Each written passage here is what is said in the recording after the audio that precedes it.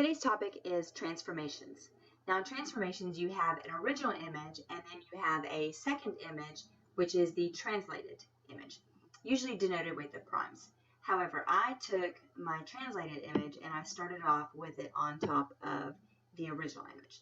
So I just performed a translation or a slide. I slid my original image over 1 unit to the right. So notice that each point moved to the right 1 unit. Now I could also take that figure and I could slide it more to the right. I could take it right and then up. I could take it right and then down. I could take it right or all around. And I want you to notice that every time I slide the figure, the orientation and the size of it or the shape of it, none of those have changed. I have simply just slid the figure. In other words, I have performed a translation. This is probably one of the easiest geometric transformations. Next, I would like to talk to you about a reflection or reflections. Now, reflection is like a mirror image.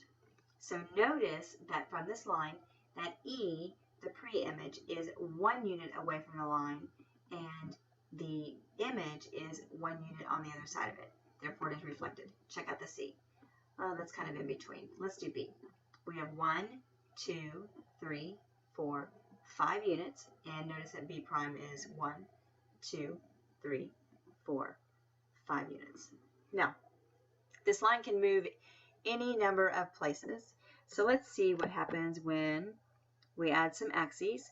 And one of my favorite lines is y equals x. Let me get this set up. So y equals x is going to go through here. Y equals x will go through here. Okay, and now we have a reflection over the line y equals x. So each of the pre-image endpoints is the exact same distance from the line as the image endpoints, denoted with the primes again. Okay, so there is the line. Oh, that's not quite y equals x. There is y equals x. Still, we're the same units away from the line for each endpoint. Now, notice that E and E prime share a point, and it almost looks like our next topic. It almost looks like a rotation. However, the orientation of the R, the pointy part of the R, is not in the same direction. It's different. It's flipped. Okay, which is exactly what a reflection is. It is a flip or a mirror image over any kind of line. Let's see what happens. Let's see if I can do a line. Let's see if I can do x equals, let's try x equals 6. So I'm going to move this line. Okay, and notice that we have a mirror image over the line x equals 6. And again, each endpoint on the pre-image is the same distance from the line as the new image denoted with the primes, right? And again, notice that the orientation has changed, okay, for any line that you want to move anywhere. This one's kind of fun.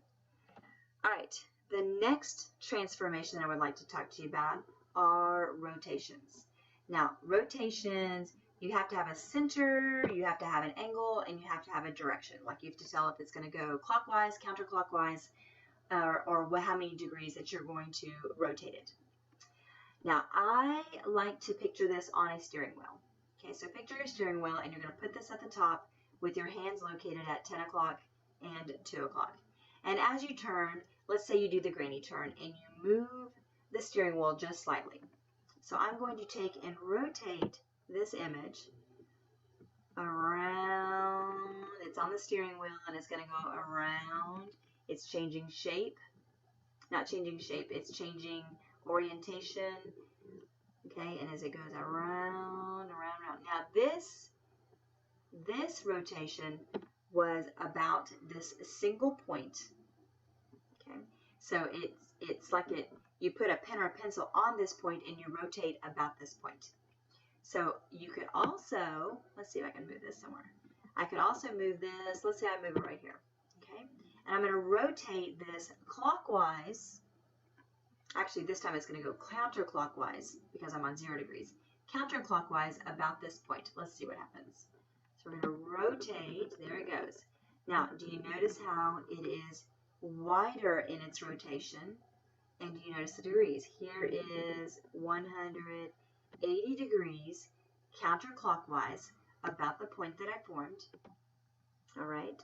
There is 270 degrees, right there, 270 degrees. And again, the orientation of it has completely changed. Now it's on its side.